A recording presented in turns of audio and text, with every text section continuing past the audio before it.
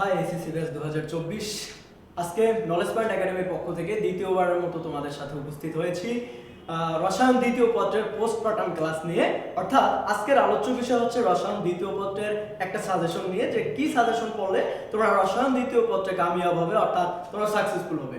চলো তাহলে আজকে আমাদের লেকচারটা শুরু করি। রসায়ন দ্বিতীয় পত্রে কি কি প্রশ্ন আসা বা কোন কোন টপিক ভিত্তিক প্রশ্ন আসতে পারে।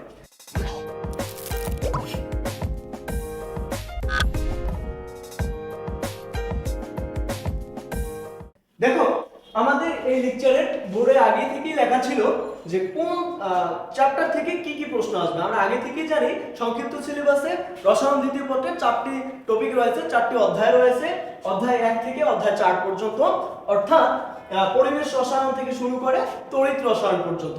তো আমরা একটা অ্যানালাইসিস করেছি এবং প্রশ্ন কোন পার্সেন্টেজে আসতে পারে এই বিষয়ের উপর তোমাদের সাথে এই বিষয়টা আজকে শেয়ার করব। ইনশাআল্লাহ এই বিষয়টা তোমাদের জন্য খুব খুব খুব ইফেক্টিভ হবে। দেখো তাহলে রসায়ন দ্বিতীয় পত্রের প্রথম অধ্যায় পরিবেশ রসায়ন কি কি টপিকগুলো ইনক্লুডেড তোমাদের পরীক্ষার জন্য, এবং যেই টপিকগুলো হট ফেভারিট সেই টপিকগুলো শুধুমাত্র তোমাদের জন্য আমরা সাজিয়েছি। দেখো তাহলে টপিক অন যেটা ছিল পরিবেশ রসায়নের জন্য মোট 4টি টপিক সিলেক্টেড। 1 নম্বর টপিক হচ্ছে গ্যাস সূত্রসমূহ ও গাণিতিক। যদিও প্রত্যেকটা সূত্রের তোমরা ডেফিনিশনগুলো পড়ে নেবে, তো সবচেয়ে ইম্পর্টেন্ট সূত্র হচ্ছে আংশিক চাপের সূত্র বা গেল-উৎসর্গের আংশিক চাপ সূত্র, যেটা এই সূত্রটা P = P1 V1 P2 V2 / V। এখান থেকে প্রশ্ন আসবে, অর্থাৎ একটা গ্যাসের মোট চাপ, একাধিক গ্যাসের মোট চাপ নির্ণয় বা একটা নির্দিষ্ট তাপমাত্রায় মোট চাপ কত, এই ধরনের অঙ্ক আসবে, প্রায়শই আসে এবং আসবে ইনশাআল্লাহ। পরবর্তী যে 2 নম্বর টপিকটা সেটা হচ্ছে গ্যাসের গতিতত্ত্ব ও গাণিতিক। এখানে নিশ্চিত থাকো গ্যাসের গতিতত্ত্ব গাণিতিক থেকে যদি প্রশ্ন আসে তাহলে নিশ্চিতভাবে আরএমএস বেগ অর্থাৎ রুট মিন স্কয়ার ভেলোসিটি এটা দিবি। আর আরএমএস বেগ সম্পর্কে তো তোমরা অবশ্যই অবগত, c = √3rd/m, এটা সম্পর্কে আমরা জানি এবং এটার যথেষ্ট প্র্যাকটিস তোমাদের করতে হবে। পরবর্তী টপিক রয়েছে গ্রাহামের ব্যাপন সূত্র ও গাণিতিক। গ্রাহামের ব্যাপন সূত্র ও গাণিতিক একটা চেইন ইকুয়েশন আছে, এবং গ্রাহামের ও ব্যাপন সূত্রর গাণিতিক থেকে যে প্রশ্নটা বারবার আসে সেটা হচ্ছে অ্যামোনিয়া গ্যাস ও হাইড্রোক্লোরিক অ্যাসিডের মিশ্রণে যে অ্যামোনিয়াম ক্লোরাইডের সাদা ধোঁয়া উৎপন্ন হয় সেটা নির্দিষ্ট একটা টিউবের কোন প্রান্তে বা কত দূরে একটা নির্দিষ্ট প্রান্ত থেকে উৎপন্ন হবে, এই দূরত্বটা নির্ণয় আসে, এবং এটা সম্পর্কে যথেষ্ট ধারণা নিয়েই কিন্তু তোমাকে পরীক্ষার হলে উপস্থিত হতে হবে। আসো তাহলে 4 নম্বর টপিক অর্থাৎ পরিবেশ রসায়নের শেষ টপিকটি দেখি। পরিবেশ রসায়নের শেষ টপিকটি হচ্ছে আদর্শ গ্যাস ও বাস্তব গ্যাসের যাবতীয়। আদর্শ গ্যাস ও বাস্তব গ্যাস বলতে আমরা কি বুঝি তোমরা আগে থেকেই জানো। আদর্শ গ্যাস ও বাস্তব গ্যাসের যাবতীয় বলতে 100% তোমার যে বিষয়টা পড়তে হবে সেটা হচ্ছে অ্যামাগা লেখচিত্র, এবং অ্যামাগা কার্ভগুলো কেন বক্র হয় বা সরলরৈখিক হয় বা পি অক্ষের সমান্তরাল কেন হয়, অ্যামাগা লেখচিত্র 100% পড়তে হবে। এবং অ্যামাগা লেখচিত্রের সাথে গ্যাসের সংকোচনশীলতার গুণক অর্থাৎ জেড, এই ব্যাপারটা গাণিতিক বিশ্লেষণের জন্য আসে। দ্যাট মিন্স হচ্ছে আদর্শ গ্যাস ও বাস্তব গ্যাসের যাবতীয় বলতে আমরা আদর্শ বাস্তব গ্যাসের টোটাল স্টাডিটাই আমাদের কমপ্লিট করতে হবে। তাহলে তুমি যদি এই 4টি টপিক শেষ করতে পারো 100% 2 সেট কোশ্চেন আসলেও তুমি आंसर করতে পারবে। আরেকটা ব্যাপার লক্ষ্য করো যে অধ্যায় 1 পরিবেশ রসায়ন থেকে 20% প্রশ্ন আসার সম্ভাবনা রয়েছে, অর্থাৎ তোমার 100টা প্রশ্ন যদি থাকে তার মধ্যে 20টা প্রশ্ন থাকবে পরিবেশ রসায়ন থেকে। ওকে, পরবর্তীতে আমরা একটু দেখি অধ্যায় 2 জৈব রসায়ন। যেই জৈব রসায়ন নাম শুনলেই তোমাদের শরীরের পশম অটোমেটিক্যালি মানে খাড়া হয়ে যায়, তোমরা একেবারে ভীত সন্ত্রস্ত হয়ে পড়ো। বাট জৈব রসায়ন সবচেয়ে রসায়নের মধ্যে সহজ। জৈব রসায়নের মতো সহজ কোনো রসায়ন নেই, কেননা জৈব রসায়ন যে ছেলেটা ম্যাথ পারে সে ছেলে জৈব রসায়ন পারবে না এটা তো অসম্ভব। কিন্তু জৈব রসায়নে আমাদের সিকোয়েন্স ঠিক নাই বিধায় আমরা যেভাবে পড়ি বিভিন্ন কলেজে বিভিন্ন বইয়ের পৃষ্ঠায়, তাতে সিকোয়েন্স ঠিক না থাকায় আমরা জৈব রসায়ন আয়ত্ত করতে পারি না। তো জৈব রসায়ন যে যারা পেরেছো কিছুটা বুঝতে, তাদের জন্য ইফেক্টিভ টপিকস গুলো হচ্ছে পরীক্ষার জন্য 6টি টপিকস। 1 নাম্বার হচ্ছে অ্যালকিনের প্রস্তুতি ও রাসায়নিক বিক্রিয়া। অ্যালকিনের প্রস্তুতি তুমি ধরেই রাখো, মানে অপ্রতিসম অ্যালকাইল হ্যালাইড বা অপ্রতিসম অ্যালকোহল থেকে অ্যালকিন প্রস্তুতি মাস্ট বি, এই সেইজেপ নীতিটা পরীক্ষা আসবে। আর সেইজেপ নীতিতে দুইটি প্রোডাক্ট 80% ও 20% কেন উৎপন্ন হয়, এইটা হচ্ছে সবচেয়ে বেশিবার আসা জৈব রসায়নের প্রশ্ন। পরবর্তীতে তোমার যেটা জানতে হবে জৈব রাসায়নিক বিক্রিয়ায় অর্থাৎ অ্যালকিনের রাসায়নিক বিক্রিয়া। অ্যালকিনের রাসায়নিক বিক্রিয়ার মধ্যে দুটি বিক্রিয়া তোমার মাস্ট বি পড়তে হবে। একটি বিক্রিয়া হচ্ছে ওজনীকরণ, 2 নম্বর হচ্ছে সংযোজন। উজনীকরণ বিক্রিয়ায় অ্যালকিন কি কি উৎপন্ন করে আমরা জানি। কার্বনিল যৌগ উৎপন্ন করে, অ্যালডিহাইড ও কিটোন উৎপন্ন করে। আর সংযোজন বিক্রিয়ায় কি ঘটনাটা হয়, সংযোজন বিক্রিয়া যদি অপ্রতিসম কোনো সাবস্ট্রেটের সাথে রিঅ্যাকশনটা ঘটে তাহলে আমার মার্কোনিকভ নীতি অনুযায়ী বিক্রিয়াটা ঘটে। এবং একই সাথে কিন্তু তোমাকে এটাও পড়তে হবে বিপরীত মার্কোনিকভ নীতি অর্থাৎ পারক্সাইড প্রভাব জিনিসটা কি। অর্থাৎ অ্যালকিন, তোমার জৈব রসায়ন পড়তে গেলে অ্যালকিন সো ইম্পর্টেন্ট একটা টপিক। পরে আমরা আসি অ্যালকোহল প্রস্তুতি। অ্যালকোহল বলতে তোমরা কি বোঝো? দুষ্ট পানি, তাই না?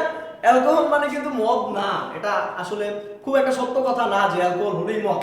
আসলে তাহলে অ্যালকোহল ব্যাপারটা একটু বুঝি। অ্যালকোহলের শুধুমাত্র প্রস্তুতি এবং অ্যালকোহলের শনাক্তকরণ করতে হবে। অ্যালকোহলের শনাক্তকরণে মাস্ট বি আয়োডোফর্ম টেস্ট, অর্থাৎ অ্যালকোহল আয়োডিন দ্রবণে কেমন পরীক্ষা দেয় এবং আয়োডিন উৎপন্ন করে অর্থাৎ আয়োডোফর্ম উৎপন্ন করে, এই বিক্রিয়াটা তোমার জানতে হবে।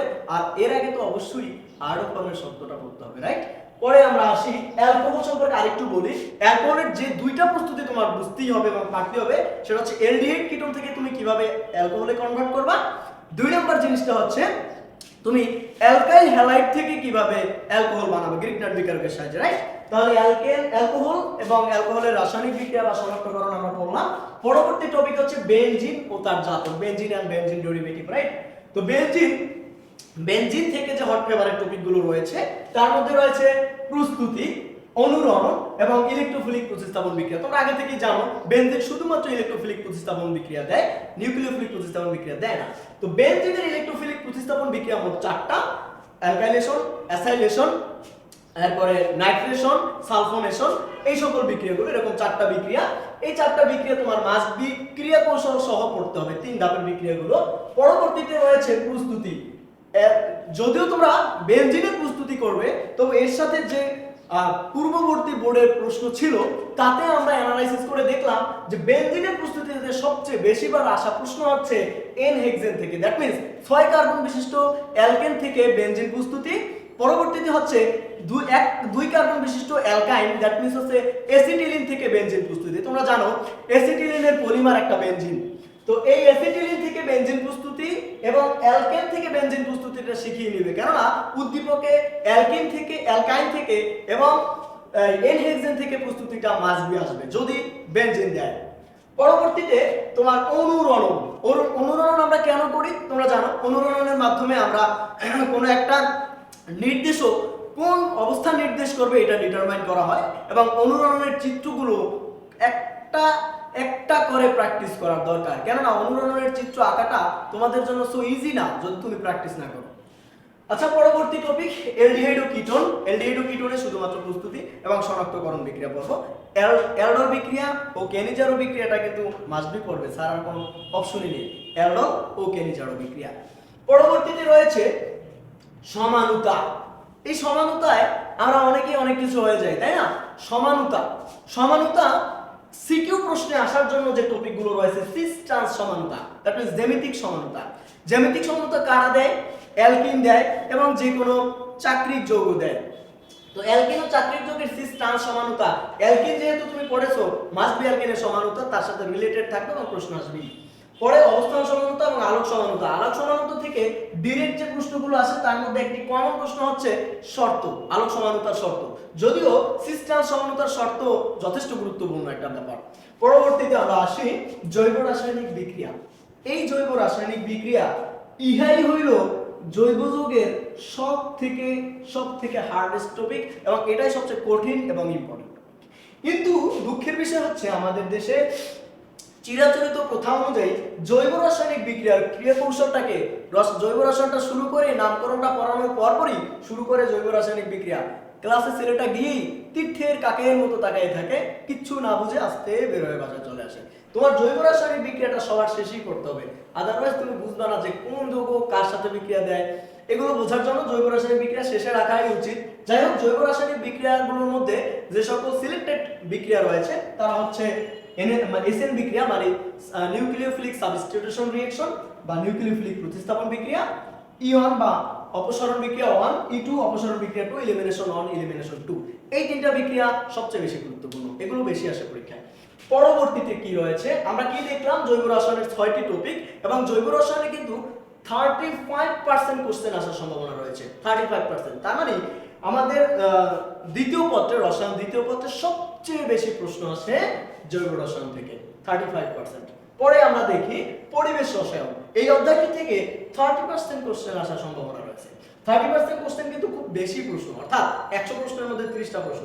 আর এই যারা জৈব রসায়ন ভয় পেয়ে জৈব রসায়নে যাদের ফোবিয়া আছে, যারা ছেড়ে দিয়েছো, তারা বাধ্য হয়ে হলেও পড়তে হবে পরিমাণগত রসায়ন, আদারওয়াইজ এমনিতেই এ প্লাস পাওয়ার সম্ভাবনা 50% থেকে যায়। যারা জৈব রসায়ন বাদ দেয় তাদের এ প্লাস পাওয়ার সম্ভাবনা দ্বিতীয় পত্রে 50-50। তো সে যদি কোনো ক্রমে পরিমাণগত রসায়ন ছেড়ে দেয় তাহলে নির্ঘাত ধরে রাখো তার এ প্লাস আসবে না, নির্ঘাত। তো পরিমাণগত রসায়নের যে হট ফেভারিট টপিকগুলো রয়েছে তার মধ্যে রয়েছে আমার মোল সংখ্যা, অণু সংখ্যা, ঘনমাত্রা, এগুলো চেইন ইকুয়েশনের মাধ্যমে সহজেই তোমরা সমাধান করতে পারো। তবে মোলারিটি যেটা আমরা নির্ণয় করি ঘনমাত্রা, তার মধ্যে অবশ্যই ভাবে মোলারিটিকে ফোকাস করবে, শতকরা হারকে ফোকাস করবে, এবং শতকরা হার থেকে বা মোলারিটি থেকে পিপিএম পার্টস পার মিলিয়ন বা পিপিবি এবং পিপিটি তে কিভাবে কনভার্ট করা হয় এই বিষয়ে অনেক সময় প্রশ্ন এসেছে। পরবর্তীতে আমরা দেখি জারণ বিজারণ বিক্রিয়া। জারণ বিজারণ বিক্রিয়া এবং এই বিক্রিয়ার সমতাকরণ জিন্দেগিতে মনে হয় একটা মিলাইতে পারো না, তাই না? কিন্তু আসবি, সমতাকরণ আসবি। পারম্যাঙ্গানেটের সাথে আয়রন সালফেটের অথবা ডাইক্রোমেটের সাথে আয়রন সালফেটের সমতা একবারে ধরেই রাখো, কমন সমতাকরণ আসবি। এবং সেটা পদ্ধতি কি? আয়ন ইলেকট্রন পদ্ধতিতে, মাস্ট বি আয়ন ইলেকট্রন পদ্ধতিতে সমতাকরণ। যদিও অক্সিডেশন নাম্বার সমতাকরণ আছে কিন্তু তোমাদের সিলেবাসভুক্ত না, অতএব তোমার আয়ন ইলেকট্রন সমতাকরণ আসবে পরীক্ষা, আসবে। পরবর্তী হচ্ছে টাইট্রেশন। এই টাইট্রেশনের মূল ব্যাপারটা হচ্ছে সমতাকরণের উপর ডিপেন্ডেবল, কারণ টাইট্রেশনের যে রিঅ্যাকশন গুলো ঘটে এটা হচ্ছে সমতাকরণ। তাহলে এই জারণ বিজারণ সমতা বা জারণ বিজারণ বিক্রিয়াটাই মূলত টাইট্রেশন, অর্থাৎ জারণ বিজারণ টাইট্রেশন। সেক্ষেত্রে যে প্রশ্নগুলো আসে কোরিলেট প্রশ্ন, সেটা হচ্ছে আয়রনের পরিমাণ নির্ণয় অথবা কপারের পরিমাণ নির্ণয় অনেক সময় আসে যদি আয়রন নীতি বা আয়োডি নীতি দেওয়া হয়। তো সেক্ষেত্রে আয়রনের পরিমাণ নির্ণয়, আয়রনের বিশুদ্ধতা নির্ণয়, আয়রনের মধ্যে কি পরিমাণ ভেজাল যুক্ত করেছে এগুলো নির্ণয়, যদি বাংলাদেশে সমস্তটাই ভেজাল তোমরা জানো।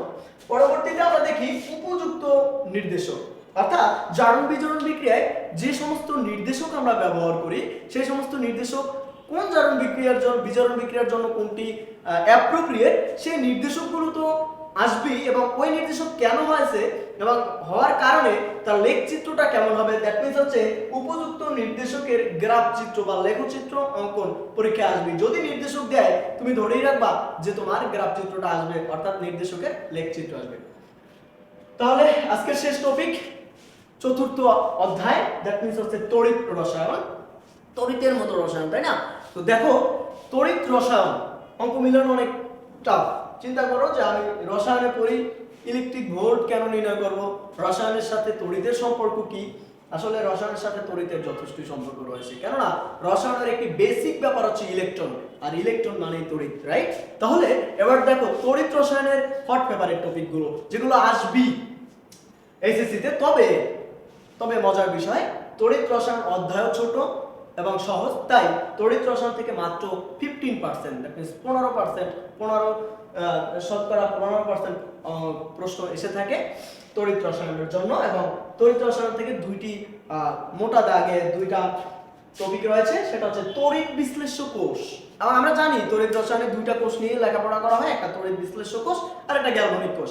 তড়িৎ বিশ্লেষ্য কোষ থেকে যে ম্যাথমেটিক্স গুলো আসে বা যে প্রবলেম বা নিউমেরিক্যাল গুলো আসে সেটা হচ্ছে ফ্যারাডের সূত্র, আমরা জানি W=ZIT, রাইট? এই ফ্যারাডের সূত্রের বিভিন্ন কনভার্সন আছে, এর মাধ্যমে ম্যাথগুলো করা লাগে। এরপরে হচ্ছে গ্যালভানিক কোষ, এখানেই বিশাল ধরা।